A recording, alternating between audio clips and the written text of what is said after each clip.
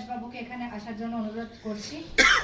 আপনাদের প্রায় সকলেই মহিদাস বাবুকে চেনেন, যারা চেনেন না তাদের আমি বলি, অধ্যাপক মহিদাস ভট্টাচার্য দীর্ঘদিন যাদবপুরের স্কুল অফ ল্যাঙ্গুয়েজেস অ্যান্ড লিঙ্গুইস্টিক্সের ডিরেক্টর ছিলেন।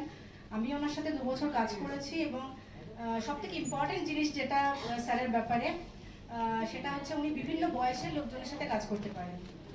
ওনার সমবয়সীদের সাথেও যেমন কাজ করতে পারেন, আমার থেকেও যারা অনেক ছোট তাদের সাথে উনি একই রকম উৎসাহ নিয়ে কাজ করতে পারেন। এটা খুব রেয়ার একটা কোয়ালিটি। আমি আর কোনো দীর্ঘ ইন্ট্রোডাকশন না নিয়ে স্যারকে বলবো ওনার বক্তব্য শুরু করতে, এবং তারপরে স্যারের বক্তব্য শেষ হলে আমরা একটু আলোচনায় যাব। নমস্কার। আমার আপনাদের সঙ্গে এই এখানে যে সেমিনারে আমার অংশগ্রহণের পেছনে একটু ইতিহাস না জানলে ঠিক ব্যাপারটা বোঝা যাবে না। তো কারণ হলো, আমি এখানে যে ভাষা মেলা বা এখানকার যে ভাষা নিয়ে অনুশীলন হয় সে ব্যাপারটা আমি অনেক পরে জেনেছি। জানা কারণেই সেটা আমার পরে জানা হয়েছে। এর আগে 2 বছর হয়েছে সে ব্যাপারটা আমি জানতাম না। আর সৌভাগ্যক্রমে আমার একদম অতি কিছুদিন আগে একটা প্রোগ্রামে এখানে এসেছিলাম। সেখানে বোধহয় সবাই ছিলেন, সুবোধবাবু রয়েছেন, ম্যাডাম তো ছিলেন, আমার সৌভাগ্য। এবং সেদিনে আমি একটা অন্য জিনিস উপলব্ধি করেছিলাম। আমরা যে ভাষা বিজ্ঞানের অনুশীলন করি, মানে সাধারণত যেগুলো করতে থাকি আর কি, সেটা হলো একটা বিশেষ পরিসরের মধ্যে বিশ্ববিদ্যালয়, তারপরে ধরুন টেকনোলজিক্যাল ল্যাবরেটরি, ক্লাসরুম, তাদের প্রয়োজনের জন্য যাওয়া, যেটা কালকে দীপ্তা ম্যাডাম বলছেন সেভাবেই যাওয়া।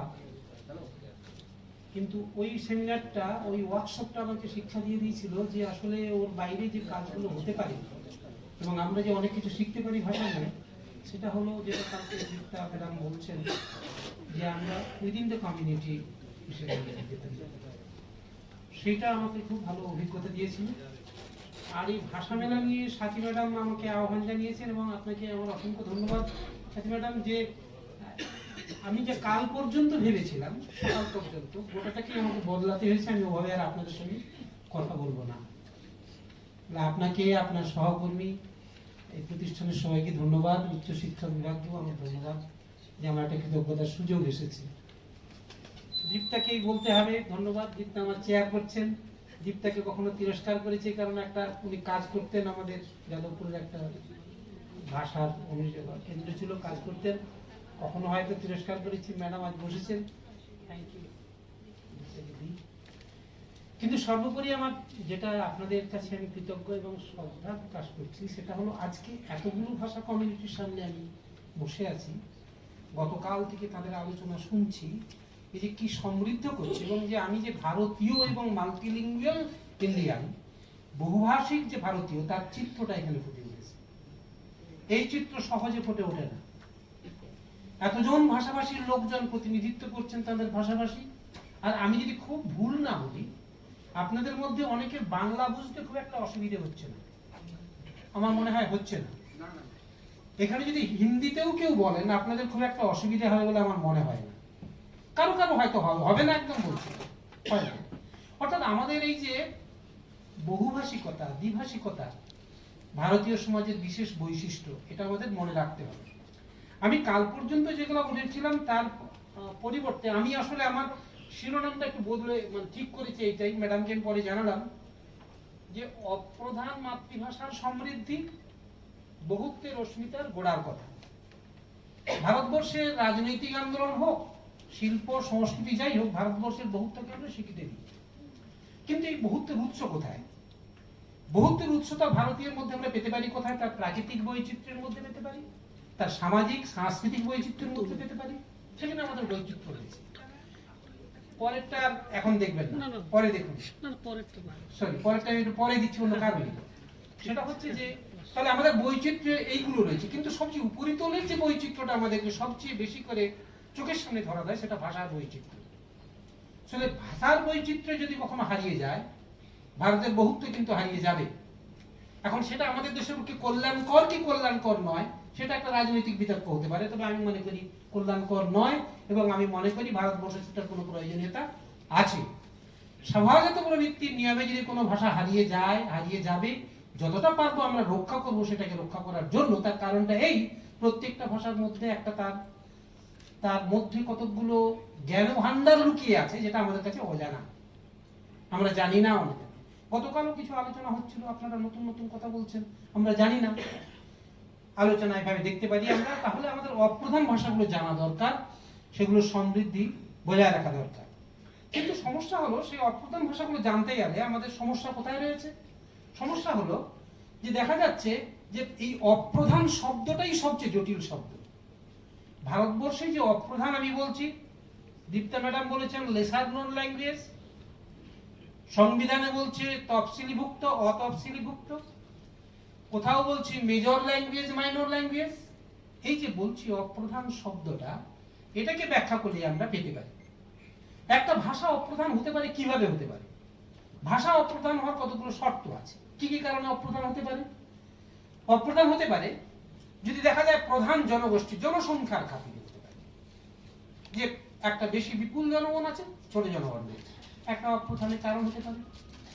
সংস্কৃতিতে কোনো ভাষা কত এগিয়ে গেছে, আরেকটা সংস্কৃতিতে এগিয়ে পিছিয়ে কথাটা আমার পক্ষে বলাটা অনুচিত, তবুও বলছি এক ধরনের বহু বিস্তৃত সাংস্কৃতিক দিক নিয়ে যারা অনুশীলন করছে, আর কোথাও তার সীমিত পরিসরে সাংস্কৃতিক অনুশীলন হচ্ছে, তার থেকে আমরা মনে করতে পারি ওটা এগিয়ে পিছিয়ে গেছে, এটা হতে পারে। কখনো কখনো রাজনৈতিক কারণে ভাষা এগিয়ে গেছে, অপ্রধান প্রধান অপ্রধান হতে পারে। ভারতবর্ষের ইতিহাসে রাজনৈতিক প্রেক্ষাপটে ভাষা অপ্রধান হয়েছে, এর ইতিহাস সে প্রাচীন যুগ থেকে পাওয়া যায়। আমাদের দেশে যখন অতীত যুগ শুরু হয়েছে, অন্তত আর্য অভিযান যখন থেকে শুরু হয়েছে, যদি আমরা আর্য অভিযানের তত্ত্বে বিশ্বাস করি, বিতর্ক চলছে দেশের মধ্যে, ফলে এ পর্যন্ত যা জ্ঞান জগতে আছে সেটা স্বীকার করেনি। আর্য অভিযানের শুরু থেকেই কিন্তু এই অপ্রধান প্রধানের বিষয়টি বিতর্কিত হয়েছে। কখনো আমরা দাস দস্যু হয়েছি, কখনো অনার্য হয়েছি, নানাভাবেই হয়েছে, আমরা উপেক্ষিত হয়েছি। যে বাংলা নিয়ে আমরা গর্ব করছি, যদি আমি আসলে বাংলা শব্দের বাংলা ভাষার বিষয়ে কিছু বলবো না, শুধু মনে করিয়ে দেবো, এই বাংলা উপেক্ষিত হয়েছে, অনার্য বাংলা ভাষাভাষীর এলাকাটা হয়েছে ব্রাত্য এলাকা, ওই তৈরি বৌধায়ন ধর্মসূত্রে উল্লেখ রয়েছে, আপনারা জানেন। সুতরাং অপ্রধানতার প্রশ্ন কিন্তু বহুদিন আগে থেকে চলেছে। তাহলে অপ্রধানতার এই ধারাবাহিকতা কিন্তু আজও পর্যন্ত বজায় রয়েছে। তাহলে এই অপ্রধানতার খাতিরে একটা হলো জনসংখ্যার খাতিরে হতে পারে, সংস্কৃতির খাতিরে হতে পারে। আরেকটা অপ্রধানতার কারণ হচ্ছে একটা ভাষা বহু চিন্তাকে বয়ে নিয়ে যাওয়ার জন্য সক্ষম হতে হয়। ভাষাতাত্ত্বিকরা কখনো মনে করেন না কোনো ভাষা সমস্ত যে চিন্তা বয়ে নিয়ে যেতে পারবে না, এটা ভাষাতাত্ত্বিকরা মনে করেন না। কিন্তু একই সঙ্গে মনে রাখতে হবে, একটা ভাষাকে যদি আমরা যে পদার্থবিদ্যার ভাবনা, জীবনবিদ্যার ভাবনা নিয়ে যেতে হয়, তাহলে সেই ভাষাটাকে ক্রমাগত সেই চিন্তার সঙ্গে লেনদেন করতে করতে করতে করতে সমৃদ্ধ হতে হবে। তার কাঠামোগত দিক থেকে বা তার নানান বৈচিত্র্যের দিক থেকে, ব্যাকরণগত শব্দ ভান্ডারগত দিক থেকে ভাষাটিকে সমৃদ্ধ হতে হবে। ফলে ভাষাটা এই অর্থে যদি সমৃদ্ধ না হয়, তাহলেও সে কিন্তু অপ্রধান হয়ে পড়তে পারে, কারণ জ্ঞান জগতে তার প্রয়োজনীয়তা অনেক সময় স্বীকার করতে পারে না, অন্য ভাষাতে যেতে হয়। বাংলা ভাষার ক্ষেত্রে তা ছিল। বাংলার ইতিহাস আপনারা জানেন, রামমোহন বলেছিলেন বাংলা ভাষা আমাদের পক্ষে যে আধুনিক জ্ঞান জগৎ চর্চা চলছে তার উপযোগী নয়। রামমোহন নিজেই বলেছেন তার বেদান্ত গ্রন্থে 1815 সালে। সুতরাং সেই অর্থে আমরা ধরতে পারি কোনো ভাষা যদি সক্ষম হতে হয়, তাকে এগিয়ে যেতে হবে, ধীরে ধীরে এই দিক থেকে মুক্ত হতে হবে। তৃতীয়ত সাহিত্যের দিক থেকে একটা সাহিত্যের ধারা আপনারা আলোচনা করছেন, গতকাল থেকে হচ্ছে সাহিত্য সঙ্গীত। কিন্তু এরও সাহিত্য সঙ্গীতকে বিস্তৃত হতে গেলে, আরো নতুন নতুন রূপে লিখতে গেলে কিন্তু অন্য ভাষা অন্য সাহিত্যের থেকে আপনাকে উপকরণ নিতে হবে, না হলে হবে না। বাংলার মাইকেল মধুসূদন দত্তের কথা মনে রাখবেন, তিনি ইংরেজির লোক ছিলেন কিন্তু বাংলাকে সমৃদ্ধ করে গেছেন। আপনি সাঁওতালিরও চান বিকাশ চান, আপনি কোড়া ভাষারই বিকাশ চান, কুরুখের চাইছেন, তাহলে আপনাকে অন্য একটা ভাষার সাহিত্যিক বৈশিষ্ট্য তার বিষয়কে যদি না আয়ত্ত করতে পারেন, তাহলে কিন্তু মনে হবে আপনি পারবেন, কিছু করবেন, কিন্তু সীমাবদ্ধতা থেকে যাবে। ফলে অপ্রধানতা এই দিক থেকে রয়েছে। রাষ্ট্রীয় ক্ষেত্রে অপ্রধানতার বিষয়টি কি রয়েছে, যে দেখা যাবে শিক্ষার ক্ষেত্রে ভাষাটা কতখানি, শিক্ষার অনুশীলনের ক্ষেত্রে ভাষা কতখানি মাধ্যম হিসেবে আছে, কতখানি ভাষা হিসেবে রয়েছে। এইটা যদি না থাকে কিন্তু ভাষার বিকাশটা খুব সহজে হবে না। সেখানে শিক্ষানীতির উপর নির্ভর করে, শিক্ষানীতি ভাষাটাকে গুরুত্ব দিচ্ছে না দিচ্ছে না। যদি ভাষাটা মাধ্যম হিসেবে গুরুত্ব দিতে পারে বা শিক্ষাটাকে সাবজেক্ট হিসেবে গুরুত্ব দিতে পারে, যদি তা দেয়, তাহলে সেটা বিকশিত হবে, না হবে না। তাহলে শিক্ষানীতির মধ্যে ভাষা নীতির মধ্যে রয়েছে, এগুলো কিন্তু গড়ে ওঠে। তাহলে শিক্ষানীতি ভাষানীতি এই যে রাষ্ট্রীয় ব্যবস্থা, তার উপর দাঁড়িয়ে আছে একটা ভাষার বিকাশ, এটা অস্বীকার করার উপায় নেই। শুধু আপনাদের শুভ ইচ্ছে নিয়ে কি তার পরিবর্তন ঘটবে? শুভ ইচ্ছে নিয়ে তার পরিবর্তন ঘটতে পারে না। শুভ ইচ্ছা একটা স্টেপ, একটা অধ্যায়, একটা পাঠ।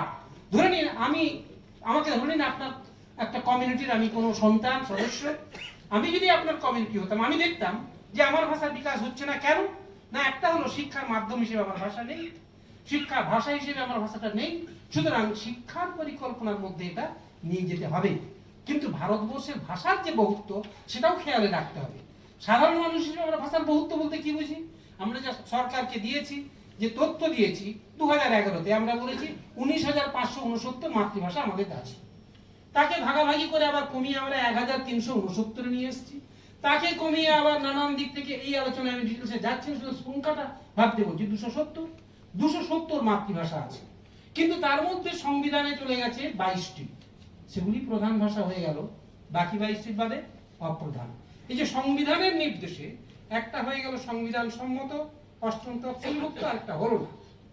দেখুন এখানে রাজনীতির একটা কথা আছে। রাজনীতির কথা হলো, কখন একটা থিসিস যদি তৈরি হয়, অটোমেটিক্যালি একটা অ্যান্টি থিসিস তৈরি হয়। আপনি যেই 22টা ভাষাকে সংবিধানে ঠাঁই দিয়ে দিলেন, বাকিগুলো বাইরে থাকলে একটা অ্যান্টি থিসিস তৈরি হলো। বাকি অ্যান্টি থিসিস থেকে আবার তারাও চেষ্টা করে তাদের আসার জন্য, ভারতের সংবিধানে যাওয়ার জন্য 37টা ভাষা অপেক্ষা করছে রয়েছে, যে তারাও অসুখ গ্রহণ করুক, আমাদেরকে না গ্রহণ করলে আমরা ছাড়বো না। তাহলে প্রধানত্ব নির্ভর করেছে, একটা হলো প্রাকৃতিক নিয়মে জনসংখ্যার সীমাবদ্ধতা, তার সাংস্কৃতিক জগতের মধ্যে যতটা ছিল তার মধ্যে যতটুকু একটা পরিসর, সীমিত পরিসর, সেটা একটা কারণ হতে পারে। একটা হলো ধারাবাহিকভাবে সংস্কৃতির ব্যাপারটা থাকে, আরেকটা হলো রাষ্ট্রীয় প্রেক্ষাপটে থাকে। এই ব্যাপারটা কিন্তু আমি খুঁজে দেখব। তৃতীয় আর একটা বিষয় আমি দেখব, ভারতবর্ষের এই যে 270টা মাতৃভাষা বলছি, তার চিত্রটা কি? চিত্রটা যদি না বুঝতে পারি তাহলে কিন্তু অনেক সময় ভুল হয়ে যাবে। চিত্রটা আপনাকে দেখতে বলবো, আমি কিন্তু নেগেটিভ পয়েন্ট থেকে বা না সূচক মন থেকে এই চিত্রটা দেখাবো না। কারণ ভারতবর্ষে যে ভাষা নিয়ে আপনারা যে গোষ্ঠী, আমি এখানে আপনারা 38টি ভাষা গোষ্ঠী রিপ্রেজেন্ট করেছেন, আমি গুনে গুনে দেখেছি 38, 64 যা বলেছেন, আমার যদি গুনে গুনে 38, আমি আপনাদের যা প্রেজেন্টেশন হচ্ছে 38টি ভাষা। সুতরাং 38টি ভাষার প্রতিনিধি এখানে রয়েছেন, এটা একটা অসম্ভব পরিকল্পনা। ভাষা মেলা বলে যে পরিকল্পনাটা অদ্ভুত পরিকল্পনা। থ্যাঙ্কস, মানে গভর্নমেন্টের যে উদ্যোগ নিয়েছেন সেটা কিন্তু অত্যন্ত গুরুত্বপূর্ণ একটা পদক্ষেপ, যে এতগুলো ভাষাকে নিয়েছি এবং আমরা চেষ্টা করছি মর্যাদার সঙ্গে সেগুলিকে দেওয়ার। আপনাদের একটা ভালো গল্প বলি, সেটা হচ্ছে যে যাদবপুর বিশ্ববিদ্যালয়ে ইংরেজি বিভাগ আর কম্পারেটিভ স্টাডির সামনে কোনো বাংলা ছাত্রছাত্রী যায় না এবং মুখ মলিন করে থাকে। কেন? সে মনে করে সে বোধহয় পিছিয়ে রয়েছে।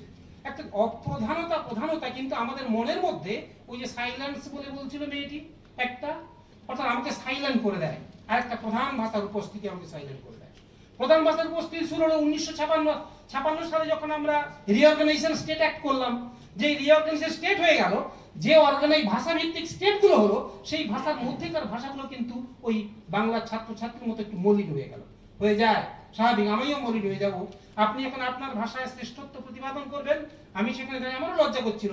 আমি তো একটা বাক্যও বলতে পারলাম না কুরবানিতে, সুতরাং আমার তো সীমাবদ্ধতা সেখানে থাকলো, আমি সেখানে পেছনে পড়ে গেলাম। অর্থাৎ এই যে প্রধান অপ্রধানতার প্রশ্নটা কিন্তু নানা দিক থেকে বিচার করে দেখা দরকার হয়েছে। আর আরেকটা কমিউনিট হলো,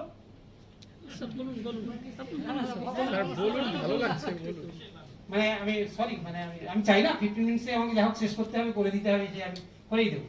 কিন্তু আমি যে জন্য আপনাদের সামনে বললাম, আমি কিন্তু আজকে এখানে আমার জানা পাণ্ডিত্যের জন্য আমি আসি। আমার সারা ছাত্র জীবন ভাষা আন্দোলনের সঙ্গে যুক্ত। সরকারে আমি পড়েছি সংস্কৃত, সরকারের ইংরেজি শিক্ষানীতির বিরুদ্ধে আমি প্রবল প্রতিবাদ আমার অংশগ্রহণ করেছি। ছাত্র জীবনেও আমি যখন লিঙ্গুইস্টিক্স পড়তে আরম্ভ করছি, ভাষা নিয়েই কারবার। দীপ্তাদেরকে আহ্বান জানিয়েছি, পশ্চিমবঙ্গের এন্ডেঞ্জার ল্যাঙ্গুয়েজ এবং পশ্চিমবঙ্গের তথাকথিত যেগুলো ধরুন ইন্ডিজিনিয়াস ল্যাঙ্গুয়েজ বলে গভর্নমেন্ট অফ ইন্ডিয়ার একটা প্রজেক্ট ছিল, সেখানে পশ্চিমবঙ্গের সমস্ত ভাষা যতগুলো রয়েছে সেগুলোকে খুঁজে একটা প্রজেক্টে ওরা কাজ করেছেন। পরে অনেকদিন করেছেন, ওরাই করেছেন, কারণ আমি তার আগে অবসর গ্রহণ করেছি, ওরা দায়িত্ব নিয়ে করেছেন। ফলে ভাষার অনুশীলনের কাজের মধ্যে আমার রয়েছে। ভাষার বিকাশ, ভাষাকে সংরক্ষণ, এটা করা অত্যন্ত জরুরি। আমি আপনাদের যেটা বলছি, যে আপনি যে ভাষার প্রতিনিধিত্ব করছেন, সে ভাষার অবস্থানটা কোথায় ভারতবর্ষে, সেটা আগে বোঝা দরকার আছে। কেন? আমি আমার ভাষার জন্য দাবি করতে পারি, কিন্তু বাস্তব প্রেক্ষাপটটা কি একবার দেখিনি। আপনি পরের কথাই যাই, এর মধ্যে নেই, ওগুলো সরিয়ে দিই, ওগুলো হচ্ছে পরে যা যান, এগুলো ছেড়ে দিই, এগুলো ছেড়ে দিই, এই আর তুলুন। এই যে অপ্রধান ভাষা, দেখুন ভারতবর্ষের অপ্রধান ভাষার যদি দেখেন তার বিন্যাসটা কিরকম, কোন রাজ্যে কত পরিমাণ পার্সেন্টেজের মানুষ অপ্রধান ভাষায় অর্থাৎ অতফসিলিভুক্ত ভাষায়, এর মধ্যে কিন্তু সাঁওতালিটা নেই, মানে যেহেতু তফসিলিভুক্ত এই জন্য নেই। বাকি যেগুলো রয়েছে দেখুন, নাগাল্যান্ডে 88%, মিজোরামের 87%, মেঘালয় 85%, এভাবে যদি যেতে থাকেন এসে আপনি ওয়েস্ট বেঙ্গলে গিয়ে পৌঁছবেন, ওয়েস্ট বেঙ্গলে গিয়ে পৌঁছলে বোধহয় 0.53, অর্থাৎ নাগাল্যান্ডে হচ্ছে সবচেয়ে বেশি অতফসিলিভুক্ত ভাষা।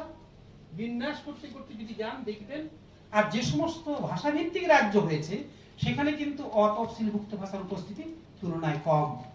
খুব খেয়ালে রাখতে হবে। কেন খেয়ালে রাখতে হবে? এরই উপর নির্ভর করছে আমি কি দাবি করব, আমার ভাষা রক্ষার জন্য কোথায় কিভাবে কি দাবি করব, সেটা নির্ভর করছে যে সত্যিকারের ভাষার আমি যে দাবিটা করছি তার পেছনে আমাকে কিছু রেশনালিটিতে দিতে হবে, যুক্তি দিতে হবে। নাগাল্যান্ডের মানুষ যে 88% ভাষার বিকাশ চাইবে, তারা কিভাবে চাইবে, আবার পশ্চিমবঙ্গের মানুষ কিভাবে চাইবেন, এই দুটোর মধ্যে একটা ফারাক আছে। কেন না, এখানে একটা প্রধান ল্যাঙ্গুয়েজ আছে। মহারাষ্ট্রে কি হবে, মধ্যপ্রদেশে কি হবে, ঝাড়খণ্ডে কি হবে, ওড়িশাতে কি হবে, সব রাজ্যেরই এইরকম কিছু বৈচিত্র্য রয়েছে। শিডিউল নন শিডিউল ল্যাঙ্গুয়েজের মধ্যে ডিফারেন্স এবং তার পার্সেন্টেজ, সেগুলোর ফারাক রয়েছে। দেখুন একটু নিচে আসুন, পশ্চিমবঙ্গে দেখুন, পশ্চিমবঙ্গে অপ্রধান ভাষাগুলো কি, এ আমার 2011 থেকে নেওয়া একটা রানিং কাজ আমি করছি, সেটা থেকে ডেটা দিয়েছি বলে মানে এখান থেকে কোথাও ভুলও থাকতে পারে, তবে এসাজ না থাকারই কথা। এটার মধ্যে রয়েছে প্রথমের সারিটাতে রয়েছে, ক্রমে রয়েছে যে ভাষাটা রয়েছে সেটা হচ্ছে 2001-এর, পরেরটা হচ্ছে 2011। এর কিষানের রিপোর্টে একটা ভুল আছে আমার ধারণা, কারণ কিষান 2001-এ বলছে 101, কিন্তু 2011-তে বলছে 10,277 বলে, বুঝতে পারছি না, এটা আমাকে আরেকবার চেক করতে। বাকিগুলো এই ধরুন কিষান, রাভা, ইংলিশটা খালি বাদ যাবে এখান থেকে, সবার কাল রাত্রে বানিয়েছি তাই একটু দেখে ভুল দেখেছি, সবার, মুন্ডারি, কোডা, নামাই একটু মুন্ডা, এই যে ধরুন এই ভাষাগুলো হচ্ছে 10,000-এর বেশি ভাষা আছে ভাষাগুলো, এরা হচ্ছে 10,000-এর বেশি জনসংখ্যা আছে ভাষাগুলোর মধ্যে। পরে আসুন 1,000 থেকে 10,000-এর মধ্যে আছে 12টি ভাষা, মাতৃভাষা, সবগুলোই মাতৃভাষা। পরে আসুন 100 থেকে 1,000-এর মধ্যে আছে 15টি ভাষা, মাতৃভাষা রয়েছে। আর নিচে আসুন 48টি রয়েছে ধরুন এবার 1 থেকে 100-এর মধ্যে। এই পশ্চিমবঙ্গের যে রিপোর্টটা, এটা হচ্ছে 2011 সেন্সাস রিপোর্ট থেকে তৈরি করা আমার। তাহলে পশ্চিমবঙ্গের ভাষার বৈচিত্র্যের চিত্রটা বোঝা গেল। এখন এই আরেকটু নেমে নামুন, হ্যাঁ নেমে যান, আরেকটু নিচে আসুন, আমি এটা পরে যাচ্ছি। তাহলে পশ্চিমবঙ্গের এই বৈচিত্র্য রয়েছে কি না, পশ্চিমবঙ্গের বৈচিত্র্য মধ্যে আরেকটা বিষয় রয়েছে যে এরা কোন জেলায় কত আছে। আপনি একটা পলিসি নেবেন, ধরুন আপনারা যদি এক জায়গায় 5,000 জন বাস করেন, তার জন্য পলিসি নেওয়া, তার স্কুলের জন্য উদ্যোগ নেওয়া, আর তা না হলে 5,000 না থাকলে যেখানে থাকবে তখন কি উদ্যোগ নেব, সেটাও কিন্তু একটা বিশেষ পরিকল্পনা সাপেক্ষে হতে হবে। মানে আমি কমিউনিটি যারা রিপ্রেজেন্ট করছেন তাদেরকেও বলছি, আপনারা অত্যন্ত নিষ্ঠার সঙ্গে স্বতঃস্ফূর্ততার সঙ্গে কাজে এগিয়ে এসেছেন, কিন্তু আপনাকে রেশনালিটি দিতে হবে যে আমার ভাষাটাকে যদি দাঁড় করাতে চাই, তাহলে আমি যে পরিসরের মধ্যে আছি শুধু সেই পরিসরে থাকলে হবে না, আন্তর জেলা জায়গা যেতে হতে পারে, কোথাও আন্তঃরাজ্য পরিস্থিতির উপর যেতে হতে পারে। এই ব্যাপারটাও কিন্তু মাথায় রাখতে হবে যদি যথার্থই ভাষাটার বিকাশ আমরা চেয়ে থাকি। তা না হলে কিন্তু কেবলমাত্র হয়তো আমাদের অভিমান কাজ করবে, কিন্তু বাস্তব প্রেক্ষাপটে সেগুলোকে কার্যকরী করা সকল সময় যাবে না যদি আপনার জনসংখ্যা খুব সীমিত পরিসরে হয়। ফলে এটা আপনাদের খেয়াল রাখতে হবে, কমিউনিটিকে রিপ্রেজেন্ট করছি আমি, একই সঙ্গে আমি ভাবছি এই ভাষাটার বিকাশ কিভাবে হতে পারে, তার পরিকল্পনা, একটা সার্বিক পরিকল্পনা দরকার কমিউনিটির পক্ষ থেকে। আমি আপনাদের কমিউনিটির মাঝখানে দাঁড়িয়ে কমিউনিটির প্রতিনিধি হিসেবে মনে করি আমি এভাবেই দেখতাম, চেষ্টা করতাম, এভাবেই আমার পক্ষে যতটা করা সম্ভব আমি তাই করি, আপনাদেরকে সেভাবে দেখতে বলবো। ধরুন আমি পশ্চিমবঙ্গের কথা বাদ দিলাম, ওড়িশা এবং সেন্ট্রাল ইন্ডিয়া সব ভাষাগুলো দেখুন রয়েছে। ধরুন ওড়িশাতে সাগর, ভূমিজ, গদব, হো, হরিয়া, কোডা, কোরা, সবগুলো দেখুন। আমার এই যে দেখানোর ক্ষেত্রে আমি যেটা আপনাদের দেখতে বলছি তার কারণ হলো এই যে ধরুন করোয়া ভাষাটা 36, মোট ইন্ডিয়াতে রয়েছে 28,453, তার মধ্যে আপনি দেখতে পাবেন 19,212 যদি থাকে একেবারে ছত্তিশগড়ে, তাহলে এই ভাষাটার বিকাশ নির্ভর করছে ছত্তিশগড়ের উপর, অন্য কোথাও উপর নির্ভর করবে না। ফলে ছত্তিশগড়ে যদি আমরা এই করোয়া ভাষাটার বিকাশের জন্য না ভাবি, তাহলে আমি পশ্চিমবঙ্গে যদি 100 জন বাস করে, তাহলে একে কিন্তু রক্ষা করা যাবে না, অসম্ভব ব্যাপার হয়ে যাবে। যে কোনো একটা ভাষা ধরুন, ধরুন এই যে মুন্ডা ভাষা, মুন্ডা ভাষা রয়েছে ওড়িশা, আসাম, ওয়েস্ট বেঙ্গল, টোটাল হচ্ছে 5,05,920, যা রিপোর্টে ছিল তাই আছে এখানে। আমি একে কোনো কমানো বাড়ানোর পরিকল্পনা করি। ফলে এই ভাষাটার যদি বিকাশ চাই আমরা, তাহলে এখানে মূল জনসংখ্যা বাস করছে ওড়িশাতে 33,03,35,830। তাহলে ওড়িশা গভর্নমেন্টকে নিতে হবে, তার ল্যাঙ্গুয়েজ পলিসির মধ্যে থাকতে হবে যে কিভাবে এই ভাষাটাকে আমরা বিকশিত করতে পারি, বা সেখানকার মুন্ডা কমিউনিটির দায়িত্ব হলো যে কি করে আমরা মুন্ডা ল্যাঙ্গুয়েজটাকে তার গ্রহণযোগ্যতা বাড়িয়ে তুলতে পারি। ফলে এভাবে এই ভাষাগুলো কিন্তু এভাবেই সাজানো। আর একটু তুলনা করে, সময় নেই বলে আমি চটপট পেরিয়ে যাচ্ছি, ছেড়ে দিই। তাহলে দেখা যাচ্ছে কি এই পরের স্লাইডে আসুন, আর একটু নামিয়ে দিন, যে যদি আমাদের এই ভাষাগুলো রক্ষা করতে হয় নন শিডিউল ল্যাঙ্গুয়েজগুলোর মধ্যে, ছত্তিশগড়ের মধ্যে রয়েছে করওয়া, হালদি এন্ড তর্জি, তাহলে এটা ছত্তিশগড়ের উপর নির্ভর করছে, অন্য কোনো রাজ্যের উপর নির্ভর করছে না। তাহলে ছত্তিশগড়ের ল্যাঙ্গুয়েজ প্ল্যানিং এর মধ্যে এইটাকে রাখতে হবে, না হলে সম্ভব হবে না। অনুরূপে যদি ঝাড়খণ্ডের কথা ধরি, তাদেরকে এই ভাষার ভূমিজ, হো, খারিয়া, মুন্ডারি, পুরুক, মালতো এগুলো দেখতে হবে, তাদেরকেই দেখতে হবে। আবার ধরুন মধ্যপ্রদেশে যদি যাই, এখানে গন্ডি দেখো ওদের রয়েছে, কিন্তু মধ্যপ্রদেশ এবার দেখতে ওদের ল্যাঙ্গুয়েজ পলিসি কি বলছে। ওদের ল্যাঙ্গুয়েজ পলিসি কি বলছে যে আমরা এই সমস্ত অপ্রধান ভাষাগুলোকে চর্চার মধ্যে আনছি, চাইছি কিনা দেখতে হবে। সেগুলোর জন্য আবার ওদের ল্যাঙ্গুয়েজ পলিসি ডিটেলসে আমি আজ যাচ্ছি না, শেষ করতে হবে আমাকে তাড়াতাড়ি। তো ওরা তাকিয়ে আছে টাইমের জন্য, ফলে পরে যারা আছেন তারা প্রোগ্রাম করবেন, আমি ভয় পাচ্ছি বলতে দিয়ে দিলাম। তাহলে আমি দুটো জিনিস দেখতে চেয়েছি। একটা হলো এখানে ভাষা প্রধান রাজ্য, বাংলা, ওড়িশা, মধ্যপ্রদেশ ভাষা প্রধান রাজ্য। এখানে একটা প্রধান আছে, সরকারি ভাষা আছে, অপ্রধান ভাষা আছে। সুতরাং অপ্রধান ভাষাগুলি হচ্ছে ভাষা প্রধান রাজ্য। নাগাল্যান্ডে যাচ্ছে, নাগাল্যান্ডে কোনো ভাষা প্রধান ভাষা নয়। সেখানে চিত্রটি দেখুন, সেখানে চিত্র তুলুন, দিয়ে তুলতে থাকুন। এই যে দেখুন সরি কোথায় কোথায় আছে বলছে, প্রথম সরিটা হচ্ছে আসামে আছে, বাকিটা নাগাল্যান্ডে আছে। তাহলে যেখানে যেখানে নাগাল্যান্ডের এই ভাষাগুলো বেশি, সেখানে সেখানে নাগাল্যান্ডের ভাষা পরিকল্পনার মধ্যে যদি সে ভাষাগুলোকে ঠাঁই না দিই, তাহলে কিন্তু ওই ভাষাগুলো কিন্তু রক্ষা পাবে না। নাগাল্যান্ডে যে গুড ল্যাঙ্গুয়েজ পলিসি, খুব ভালো পলিসি। একটু নিচে যান। ল্যাঙ্গুয়েজ পলিসির মধ্যে আছে কি, তারা সেখানকার 16টা ভাষা সম্ভবত, if I do not do mistake, 16 languages, additional official language বা প্রাইমারি লেখা ভাষাকে একটা অনুমতি দিয়েছে চর্চার জন্য, অনুশীলন হচ্ছে। আর কি করেছে পাশে লিখেছে ইংলিশ। ফলে এখানে এই যে 16টা ভাষা প্লাস ইংলিশ, এ দুটো নিয়ে এডুকেশন শুরু হচ্ছে। একটা বেশ অদ্ভুত পদ্ধতি তারা শুরু করে। স্কুলের একটা সময় পর্যন্ত তারা ফার্স্ট ল্যাঙ্গুয়েজ মাতৃভাষা রেখে তারপরে ধীরে ধীরে ইংরেজিতে তারা টার্ন আউট করিয়ে দেয়। তাহলে নাগাল্যান্ডের ল্যাঙ্গুয়েজ পলিসিতে দেখা যাচ্ছে যে বাইলিঙ্গুয়াল প্রসিডিওর দিয়ে কাজ করে নিতে পারে। তাহলে তাদের ল্যাঙ্গুয়েজ পলিসি, সেখানে কোনো প্রধান ভাষা নেই, করে নিতে পারে। এই পলিসি ছিল অরুণাচলে, কিন্তু গভর্নমেন্ট অফ ইন্ডিয়া অরুণাচলে গিয়ে যেটা করলো সেটা হচ্ছে গভর্নমেন্ট অফ ইন্ডিয়া পলিসির মাঝখানে গিয়ে সেখানে গভর্নমেন্ট সেখানে হিন্দি আর ইংলিশকে এনে দিল। এখন হিন্দি ইংলিশ যখন এসে গেল, তখন ইমপ্লয়েড হিন্দির চর্চা অনেক বেশি বেড়ে গেল। হিন্দির চর্চা বেড়ে যাওয়ার ফলেই অরুণাচল প্রদেশ থেকে কিন্তু যে আঞ্চলিক ভাষাগুলোর চর্চা ধীরে ধীরে কমে গেল। এখন এটা ন্যায় ঠিক হলো, আইনত কি অন্যায় হলো সে বিতর্ক হলে আমি সেখানে অংশগ্রহণ করতে পারি, কিন্তু এটা তো হলো সাধারণ মানুষের কাছে সুযোগ করে দেওয়া হলো। কেন না, একটা ল্যাঙ্গুয়েজ হচ্ছে জীবিকা অর্জনের অন্যতম মাধ্যম। আমি যে ভাষা খেতে পারবো, যে ভাষায় পড়তে পারবো, সে ভাষা নিয়ে চর্চা করবো। একসময় আমরা আন্দোলন করেছি বড় ভাষা, বড় ভাষা নিয়ে, বড় ল্যাঙ্গুয়েজ কিন্তু স্বীকৃতি পেয়ে গেল। কিন্তু বড় যে স্কুলে এসে গেল, তখন বললো আমরা কেন শুধু বড় মিডিয়াম ছেলে মেয়েকে পড়াবো?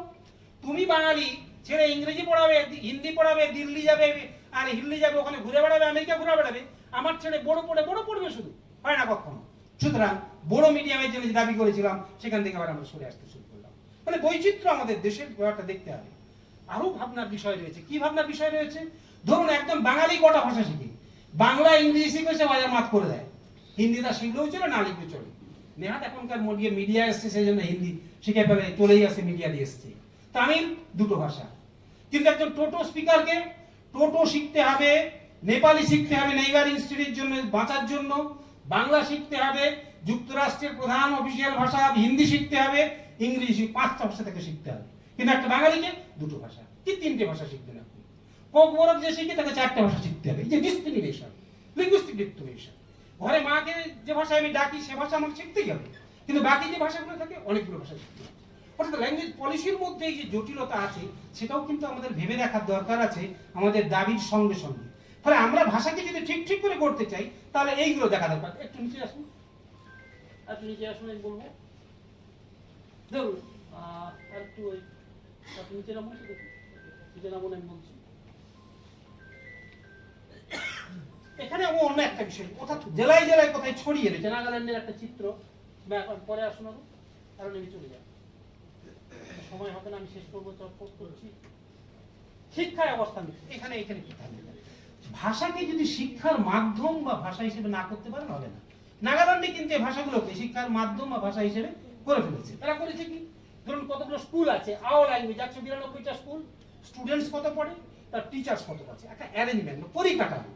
আপনি ভাষাকে শিক্ষার মধ্যে নিয়ে যেতে পারবেন, শিক্ষার মাধ্যম করবেন, সেখানে যদি পরিকাঠামো না থাকে তাহলে শিক্ষা কখনো রক্ষা পাবে না, করা সম্ভব নয়। সুতরাং আমাদেরকে ভাবতে হবে যে ভাষাকে যদি রক্ষা করতে চাই এবং ভাষার বিকাশ যদি চাই, ঢাকাকে যদি সুষ্ঠুভাবে আমরা শিক্ষার মাধ্যমে আনতে পারি তবে হতে পারে। সম্ভবত পশ্চিমবঙ্গের এডুকেশন পলিসির মধ্যে প্রাইমারিতে মাতৃভাষা আছে এবং তারপরে পাশাপাশি ইংরেজি আছে, থার্ড ল্যাঙ্গুয়েজ বাংলা বা হিন্দি, অন্য কিছু পড়তে পারে থার্ড ল্যাঙ্গুয়েজ। পশ্চিমবঙ্গের পলিসির মধ্যে একটা লিবারাল সোর্স আছে, সেখানেও প্রশ্ন আছে। সেটা হচ্ছে পশ্চিমবঙ্গের অন্যান্য ভাষাগুলো, যে মাতৃভাষাগুলো এখনো তার প্রাইমার করে উঠতে পারেনি, যে মাতৃভাষাগুলো আপনার লেখার লিপি নেই, সে ভাষাগুলোকে আমরা কি করে এই সিস্টেমের মধ্যে নিয়ে আসতে হবে। অর্থাৎ প্ল্যানিংটা আমাদের হবে যে এই যে সমস্ত সীমাবদ্ধ ভাষাগুলো আছে সেগুলো কি করে আমরা এই রিসোর্সের মধ্যে নিয়ে আসতে পারি। যদি নিয়ে আসতে পারি তাহলে কিন্তু একটা জায়গায় সম্ভাবনা আছে। ফলে আমার মনে হচ্ছে যে আমরা যারা এই ভাষা মেলায় এসেছি, ভাষা মেলায় এসেছি মানে নিজেদেরকে একদম মুক্ত করে দেওয়া, মেলা মানে মুক্ত করে দেওয়া। আপনারা মুক্ত করে দিয়েছেন গত দুদিন, আমি দেখতে পাচ্ছি। সঙ্গে সঙ্গে বাস্তব প্রেক্ষাপটটাও বুঝে ভাষার পরিকল্পনার বিপদটায় আপনাদেরকে অভিজ্ঞ হতে হবে। গতকাল পার্থ সারথী বলছিল 151টা ভাষার জলপাইগুড়ি চলে গেল। আমার একটা প্রশ্ন ছিল তার কাছে, এবং আপনাদের কাছে আমার প্রশ্নের উত্তর আমাকে প্রশ্ন করতে পারেন। আপনারা কি মনে করেন কেবল আপনার ভাষাটা চর্চা করলে আপনার ভাষার বিকাশ লাভ করবে, না অন্য ভাষার সঙ্গে সহযোগিতা চান? আমার ইতিহাস থেকে মনে হয়েছে বাংলা ভাষা যে বিকাশ লাভ করেছে, যদি ইংরেজি সংস্পর্শে না থাকতো তাহলে বাংলা ভাষার বিকাশ কি সম্ভব হতো? প্লিজ, কনভেন্ট এডুকেশনের কথা আমি বলছি না, আমি বলছি একটা ভাষা শেখার জন্য মাতৃভাষার পাশাপাশি ইংরেজিটা শেখা অত্যন্ত জরুরি, যেটা নাগাল্যান্ড করেছে। আমি জলপাইগুড়িতে জিজ্ঞেস করেছি যে এই যে বললেন আপনি 80টা ভাষা হারিয়ে গেল, 151টা থেকে 80টা ভাষা হারিয়ে গেল, তার কারণটা কি? সেখানে কি আপনার মনে হচ্ছে ইংরেজির জন্য হারিয়ে যাচ্ছে? উনি বললেন না, তা না, জীবিকার জন্য, প্রয়োজনের জন্য বাংলা শিখতে হবে, হিন্দি শিখতে হবে, ফলে তার থেকে সরে আসবে, বাধ্য বিষয়ে সরে আসতে।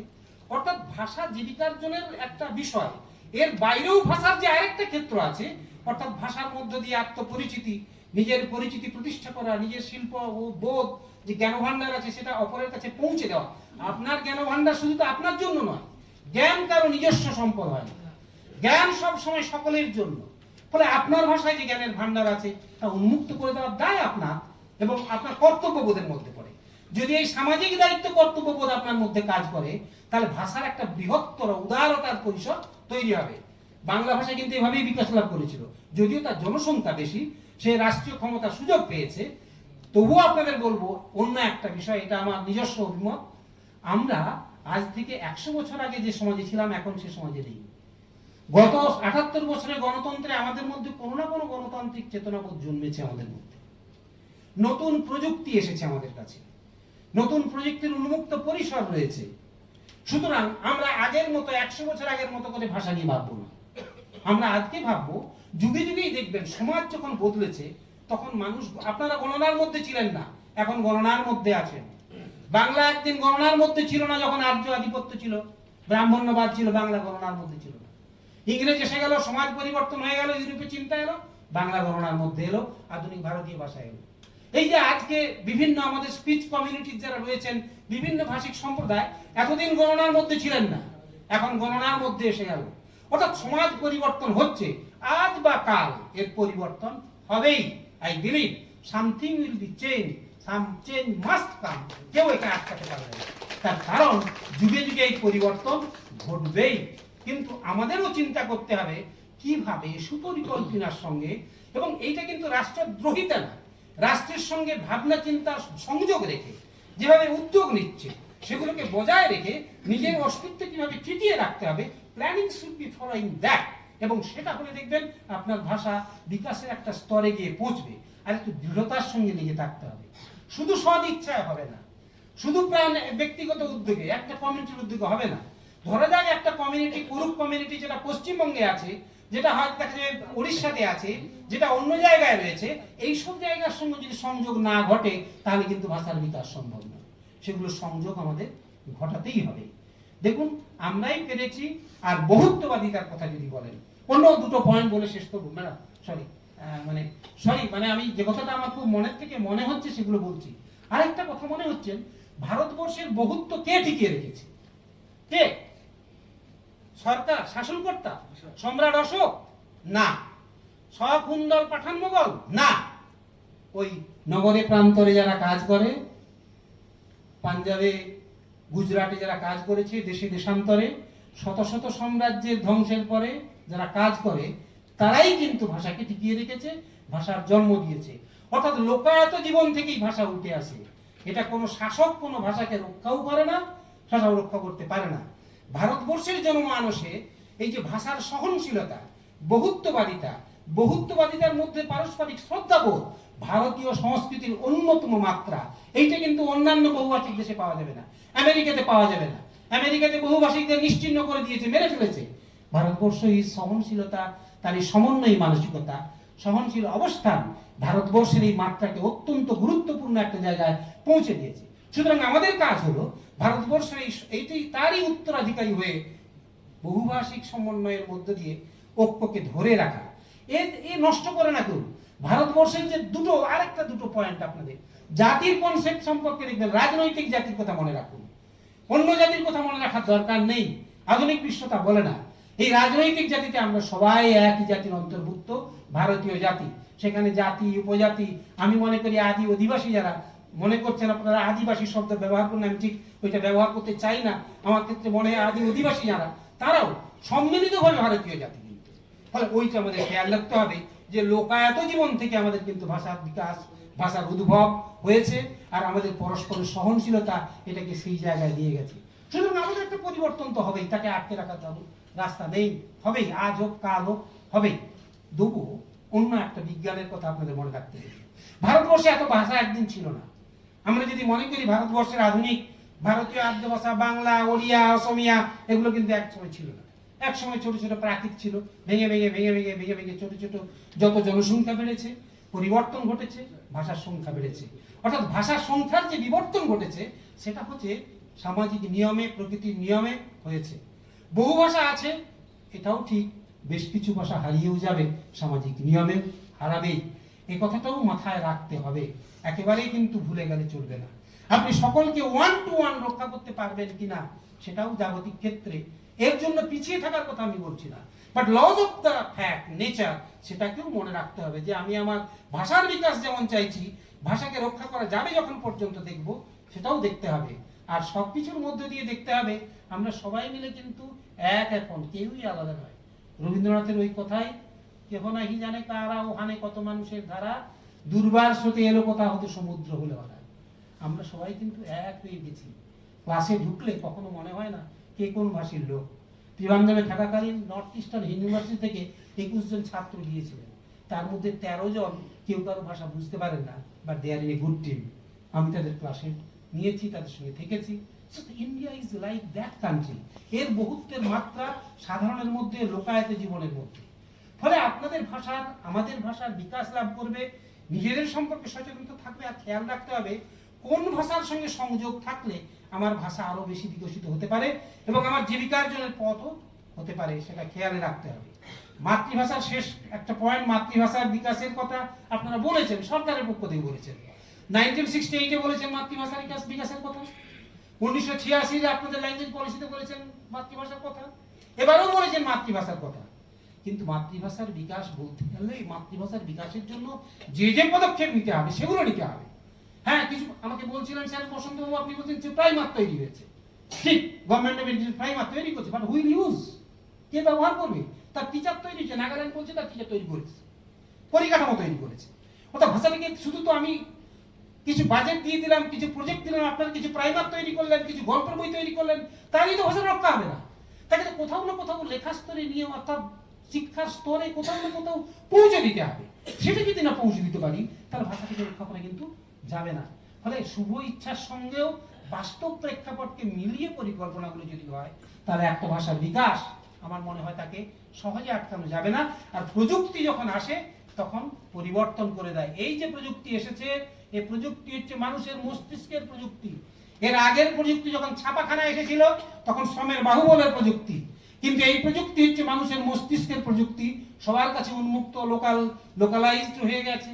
আপনি কতখানি প্রযুক্তিকে ব্যবহার করবেন দক্ষতার সঙ্গে, ইটস আপ টু ইউ, আপনার উপর নির্ভর করেছে। তবে এই প্রযুক্তি এসেছে মানেই সমাজে আর একটা পরিবর্তন অবশ্যম্ভাবী, সে গণতন্ত্রের মধ্য থেকেই হোক, অন্যভাবেই হোক, কিভাবে হবে, কিন্তু পরিবর্তন হবেই। আমাদের মননশীলতার জগতে পরিবর্তন এসছে, লেখাপড়ার জগতে এসছে, শিক্ষা জগতেই আসছে। লাইব্রেরির প্রয়োজন কতদিন থাকবে, আই হ্যাভ এ ডাউট। আমার মনে হয় থাকবে না, এখন লাইব্রেরি কেউ যায় না। তার মানে এই না একটু পড়ছে না, এটাও ঠিক নয়। আমাদের আধুনিক ছেলেমেয়েরা বেশ পড়াশোনা করে না, আমি দেখি না ছাত্রছাত্রীরা পড়াশোনা করে। যারা দেখেছেন এই পড়াশোনা করে আমি কোথাও পৌঁছতে পারছি না, ছেড়ে দিচ্ছে। But there are good of student, number of students, they are very serious, innovative, নতুনভাবে থেকে, অর্থাৎ জাতীয় সীমানার বাইরে আন্তর্জাতিক বিশ্বের সঙ্গে তার সংযোগ ঘটেছে। ফলে আমরা বিকাশ লাভ করবই এবং চেষ্টা করব আমরা সেই দিকে যাতে যাই।